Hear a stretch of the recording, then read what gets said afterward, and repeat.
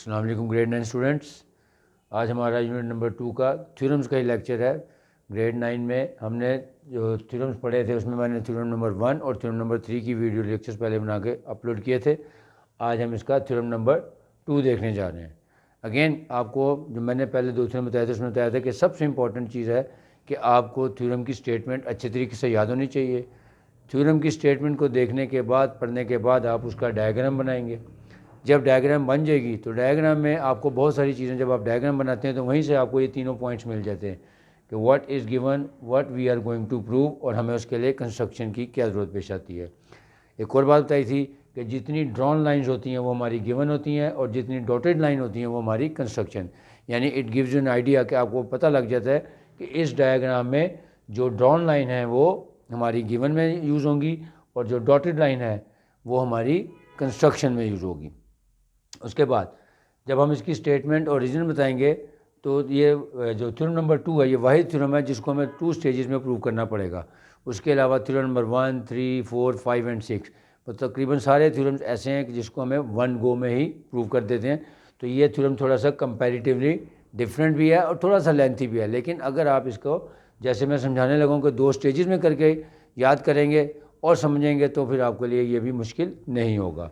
तो जो आपको टेक्निक बताने जा रहा हूँ थ्योरम नंबर 2 की, तरीकाकार वही होगा कि सबसे पहले हम स्टेटमेंट को अच्छी तरीके से याद करेंगे, देखेंगे, उसके बाद इसकी डायग्राम बनाएंगे, फिर गिवन, टू प्रूव और कंस्ट्रक्शन वाले स्टेप कंप्लीट करने के बाद जब हम इसका प्रूफ करने आएंगे तो उसकी स्टेटमेंट और रीजन जैसे करेंगे उसमें मैं आपको आइडिया दूंगा कि हमने इसको 2 हिस्सों में डिवाइड करना है, यानी जिसको मैं कहता हूँ की पॉइंट्स।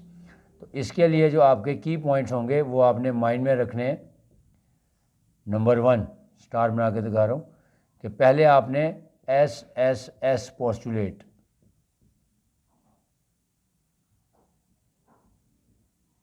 और दूसरा इसका की पॉइंट है सप्लीमेंट्री एंगल्स की मदद से हम इसको प्रूव करेंगे। सप्लीमेंट्री एंगल्स की प्रॉपर्टीज, यानी ये इसके की पॉइंट्स आपने याद रखने हैं। जैसे थ्योरम नंबर 1 में मैंने कहा था कि एस पोस्टुलेट को आपने माइंड में रखना है और फिर जो 2 ट्राइंगल्स बन रही होंगी वहाँ से एस पोस्टुलेट के मुताबिक दोनों में से 2 साइड्स और सेंटर वाला एंगल ढूंढना था तो हमारा थ्योरम प्रूव हो जाता है। इसी तरह जो थ्योरम नंबर 3 था वहाँ पे एप्लीकेशन ऑफ थ्योरम नंबर 1 थी एंड सो ऑन, यानी हर एक थ्योरम को प्रूव करने के लिए कोई ना कोई की पॉइंट आपने माइंड में जरूर रखना है। तो इसके लिए की पॉइंट्स क्या हैं कि एस पोस्टुलेट और सप्लीमेंट्री एंगल्स की प्रॉपर्टीज़। सप्लीमेंट्री एंगल्स क्या होते हैं कि जो एंगल्स एक ही स्ट्रेट लाइन पे फॉर्म होते हैं वो हमेशा सप्लीमेंट्री एंगल्स कहते हैं और उसका सम हमेशा 180 डिग्री होता है। बस इतनी सी बात याद रखनी है। अब देखें इसको हम कैसे करेंगे। सो prove that any point equidistant from the end points of a line segment is on the right bisector of it. अब देखें अगर जो थ्योरम नंबर 1 था उसमें था any point on the right bisector of a line segment is equi distant from its and points, ये उसका converse है, उसका रिवर्स हो रहा है। अब हमें ये कहा जा रहा है कि अगर प्रूव हमने करना है कि एनी पॉइंट इक्वी डिस्टेंट, यानी P is a point which is equi distant from line segment AB, यानी AB से ये P जो है वो इक्वी डिस्टेंट है। कैसे पता लगा? क्योंकि यहाँ पे देखें मार्क लगे हैं, सिंगल मार्क इधर भी लगा इधर भी। इसका था PA is congruent to PB, यानी हमें गिवन लाइन क्या बताया था कि जो भी हमने स्टेटमेंट है उसको पहले गौर से पढ़ना है और उसके बाद उसकी डायग्राम बनानी है और डायग्राम बनाने में तो तरीका पता लग जाएगा कि any point equidistant from the end points of a line segment, वो लाइन सेगमेंट क्या है AB, और P जो है वो इक्वी डिस्टेंट है फ्रॉम AB, यानी PA is congruent to PB, क्योंकि ये डॉटेड लाइन बता रही है कि PA और PB दोनों की जो लेंथ है वो एक जितनी होगी। Is on the right bisector of, यानी AB जो है वो लाइन सेगमेंट है तो इसका राइट बाइसेक्टर क्या हो जाएगा? PC जो है वो इसका राइट बाइसेक्टर है, क्योंकि राइट बाइसेक्टर क्या होता है? अ line segment which divides a given line into 2 equal parts. ठीक है कि ये PC जो है वो AB को 2 इक्वल पार्ट्स में डिवाइड कर रही है, इसका मतलब है PC जो है वो राइट बाइसेक्टर है किसका? AB का। तो यहाँ पे यही हमने प्रूव करना है कि any point P which is equidistant from the line segment AB, यानी PA is congruent to PB, then the point is on the right bisector of it। जो पॉइंट P है वो AB के राइट बाइसेक्टर यानी PC वाली line के ऊपर लाई करेगा, वो यहाँ पे नज़र भी आ रहा है। तो सबसे पहले हम इसकी डायग्राम बना लेते हैं कि पॉइंट P है such that A B line segment है, उसके ऊपर पॉइंट यहाँ बना लिया ताकि हमारी डायग्राम मुकम्मल होगी। अब हम देखते हैं गिवन क्या है हमारे पास। अब देखें सबसे पहले क्या है हमारे पास, line segment A B given है। A B is a line segment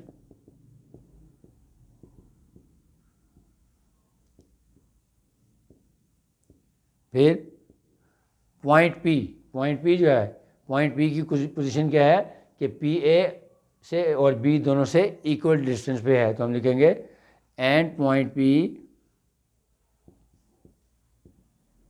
is such that कि P A is congruent to P B, कि लाइन सेगमेंट ए बी हमारे पास गिवन है और पॉइंट पी की पोजीशन कैसी है इसको लिखते हैं। And point P is such that कि पॉइंट पी इस तरह दिया हुआ है कि पी जो है वो ए और बी से इक्वी डिस्टेंट है, लिहाजा हम लिखेंगे A B is a line segment and point P is such that P A is congruent to P B, कि पी की पोजीशन ऐसी है कि वो ए और बी दोनों से इक्वल डिस्टेंस पे है। अब प्रूव करने के जाने, देखें यहाँ पे लिखा हुआ है prove that any point equidistant from the end points of a line segment is on the right bisector of it। तो ए बी का राइट बाइसेक्टर क्या है, पी सी, तो हम यही लिखेंगे कि पॉइंट पी इज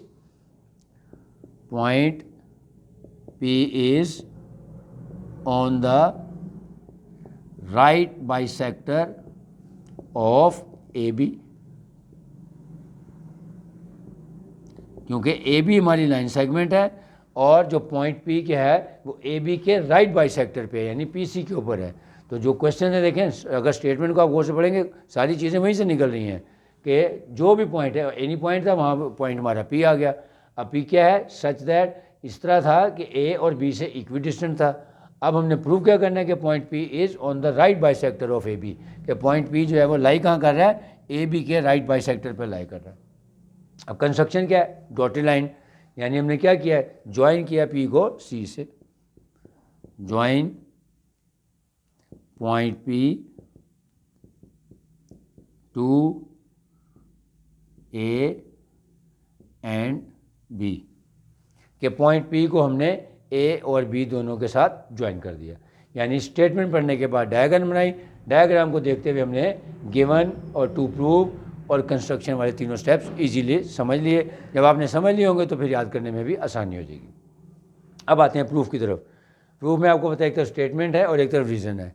अब मैंने कहा कि इसकी जो प्रूफ के लिए ये दो की पॉइंट्स हैं, एस पोस्टुलेट और दूसरा पॉइंट है सप्लीमेंट्री एंगल्स की प्रॉपर्टीज़। अब देखें हमारे माइंड में आ गया कि हमें एस दो ऐसी ट्राइंगल ढूंढनी है जिसकी तीनों साइड्स एक जैसी होंगी ताकि एस पोस्टुलेट के मुताबिक वो दोनों ट्राइंगल्स कॉन्ग्रुएंट हो जाएंगी। अब देखते हैं तो कौन सी दो ट्राइंगल्स बन रही हैं। ट्राइंगल बन रही है पी ए सी और दूसरी बन रही है पी बी सी या ए सी पी और बी सी पी। इन triangle A C P correspondence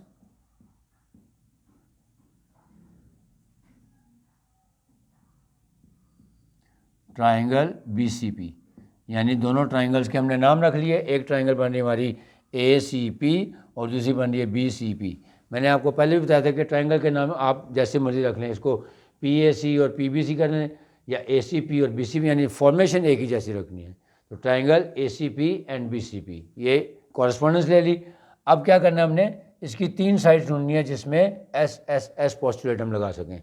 first, A C is congruent to B C. ये देखें ए सी और बी सी कॉन्ग्रुएंट है। क्यों? क्योंकि देखें पी सी जो है वो बेसिकली इसका मिड पॉइंट भी है, क्योंकि जब भी कोई लाइन बाइसेक्टर बनाते हैं या राइट बाइसेक्टर होता है तो वो किसी भी गिवन लाइन को दो इक्वल पार्ट्स में डिवाइड कर देता है। यानी A C is congruent to B C.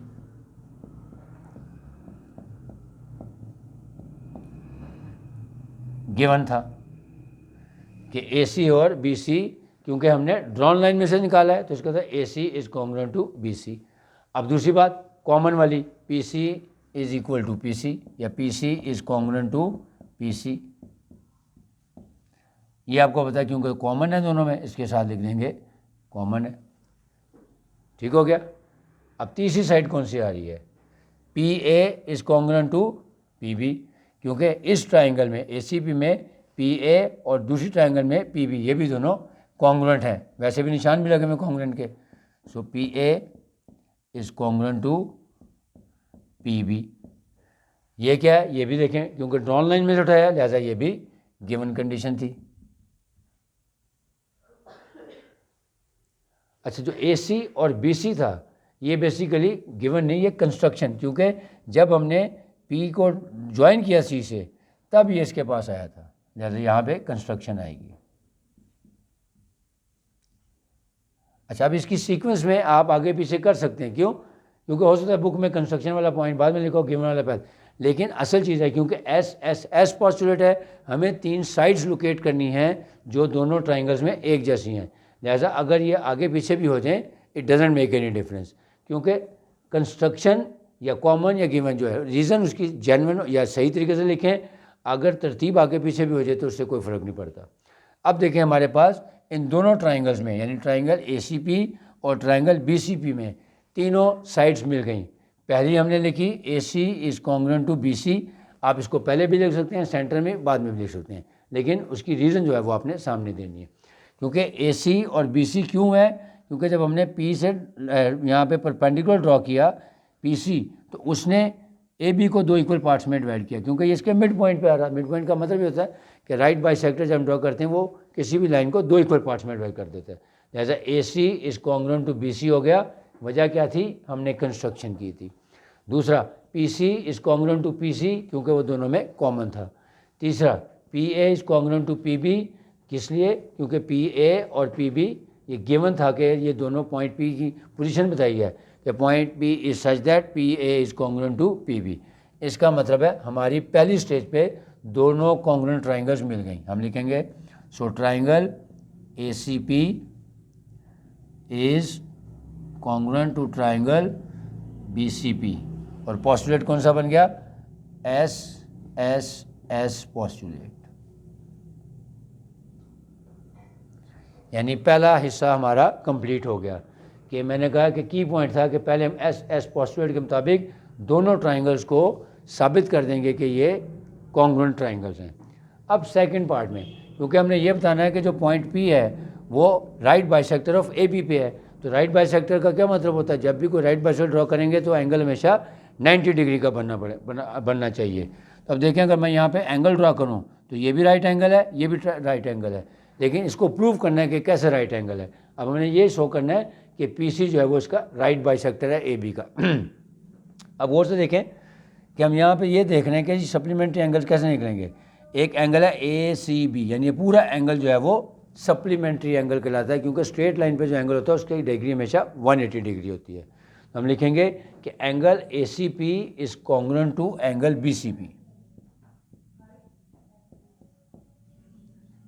Angle BCP क्यों?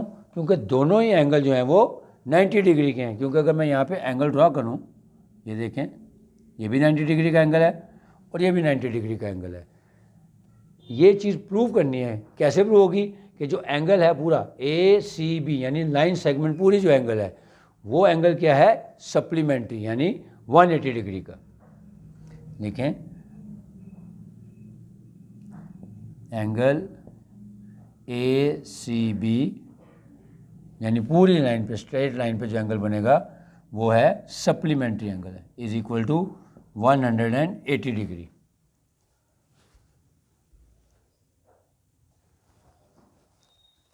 ये जो एंगल ACB है यानी ये पूरी स्ट्रेट लाइन है, यानी इसका मतलब है कि ये 180 डिग्री का है। या हम इसको ऐसे भी लिख सकते हैं कि angle ACP plus angle BCP, यानी अगर हम ACB is equal to 180 degree लिखें तब भी ठीक है, या हम इसको यूँ लिख सकते हैं so angle ACP plus angle BCP is equal to 180 degree, क्योंकि दोनों एंगल जो है वो सप्लीमेंट्री एंगल है। सप्लीमेंट्री एंगल का मतलब ये होता है कि ऐसे एंगल जिनका सम 180 डिग्री हो। तो पूरी जो स्ट्रेट लाइन का एंगल है वो 180 डिग्री है। इसी को हमने 2 इक्वल पार्ट्स में डिवाइड किया ना, कि ABC या ACB था, जब हमने उसको डिवाइड किया मिड उसकी राइट बाइसेक्टर के ज़रिए तो 2 इक्वल एंगल्स बन जाएंगे। तो इसका मतलब है इन दोनों एंगल्स का सम है 180 डिग्री। अच्छा, रीज़न लिख लेते हैं। एंगल ACP और एंगल BCP क्यों इक्वल थे? क्योंकि दोनों कोरस्पॉन्डिंग एंगल्स थे। यानी ये इस ट्राइंगल का कॉरस्पॉन्डिंग एंगल था और ये इस ट्राइंगल का, तो हम यहाँ पे लिख सकते हैं कॉरस्पॉन्डिंग एंगल्स।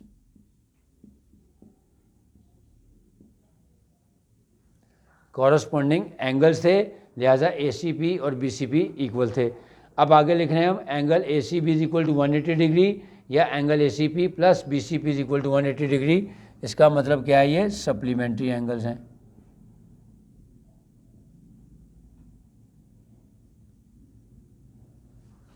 ठीक हो गया।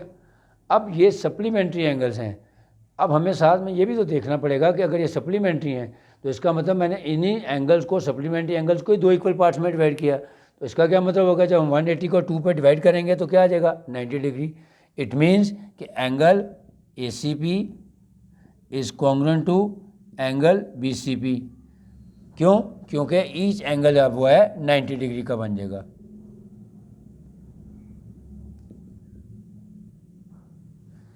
क्यों बना? क्योंकि दोनों का सम 180 डिग्री था। जब हमने उसको बाइसेक्ट किया दो इक्वल पार्ट्स में, तो इसका मतलब 180 का जब हम हाफ लेंगे तो दोनों एंगल 90 डिग्री के बन जाएंगे, यानी 180 डिवाइडेड बाई 2 करेंगे तो 90 डिग्री ईच आ जाएगा। अब यहाँ से हमें ये पता लग गया।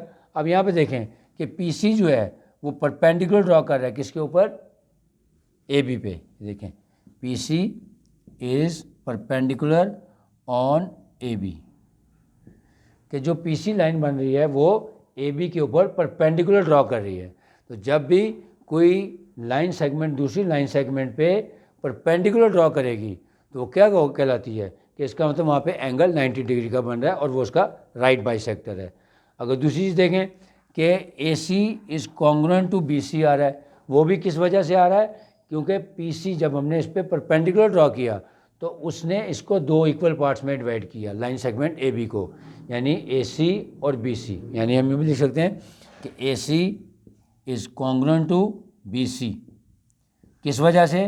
कंस्ट्रक्शन जो हमने की है वो ये बता रही है कि AB लाइन सेगमेंट थी जिसको हमने दो इक्वल पार्ट्स में डिवाइड किया, और डिवाइड जब हमने इक्वल पार्ट्स में किया तो AC और BC इक्वल हो गए। उसकी वजह यही है क्योंकि जो PC है वो राइट बाइसेक्टर बना है AB का। यानी राइट बाइसेक्टर का क्या मतलब है, उसने लाइन सेगमेंट को दो इक्वल पार्ट्स में डिवाइड किया। तो जब भी कोई लाइन सेगमेंट दूसरी लाइन सेगमेंट को दो इक्वल पार्ट्स में डिवाइड करती है तो उसको हम कहते हैं वो राइट बाइसेक्टर है, और राइट बाइसेक्टर हमेशा दूसरी लाइन के मिड पॉइंट से गुजरेगा। तो मिड पॉइंट से गुजरने का मतलब है कि दोनों साइड इक्वल हो जाएंगी। अब यहाँ से ये बात तय हो गई कि जो PC है बेसिकली वो AB का राइट बाइसेक्टर है, और यही हमने साबित करना था क्योंकि यहाँ पे एंगल 90 डिग्री का बन रहा है। तो हम लिख सकते हैं hence P is on the right bisector of AB, कि जो P है वो AB के राइट बाइसेक्टर पे ही लाई करता है। रिवाइज कर लेते हैं कि थ्योरम की सबसे पहले आपने स्टेटमेंट पढ़नी है कि any point equidistant from the end points of a line segment is on the right bisector of it. पहले इसका डायग्राम बना लें। डायग्राम में आपने पॉइंट P लेना है और उसको A और B के साथ ज्वाइन कर देना है। अब यहाँ पे हमने जो गिवन में लिखना है, सबसे पहले ये देखना है कि point line segment AB given है और point P is such that PA is congruent to PB। फिर उसके बाद प्रूव क्या करना है, point P is on the right bisector of line segment AB, ये प्रूव करना है। और कंस्ट्रक्शन में हमने क्या किया, P को C के साथ ज्वाइन कर दिया। जब हमने प्रूफ में आना है तो दो हिस्सों में डिवाइड करना है। पहला की पॉइंट क्या है, S पोस्टुलेट लेना है। S पोस्टुलेट में ट्राइंगल ACP और BCP में से तीन ऐसी साइड लेकर आनी है, ढूंढनी है जो उन दोनों ट्राइंगल्स को कॉन्ग्रुएंट प्रूव कर दें। तो AC is equal to BC या AC is congruent to BC, क्योंकि कंस्ट्रक्शन जब हमने की PC जो है वो AB के मिड पॉइंट पे आ रहा है, यानी उसको दो हिस्सों में डिवाइड कर रहा है। तो कंस्ट्रक्शन की वजह से AC और BC इक्वल हो गए। PC is equal to PC क्या है, क्योंकि कॉमन लाइन आ रही है, और PA is equal to PB क्यों है, क्योंकि गिवन में आ रहा है। तो इन तीनों की वजह से दोनों ट्राइंगल्स ACP और BCP S पोस्टुलेट के मुताबिक कॉन्ग्रुएंट हो गई।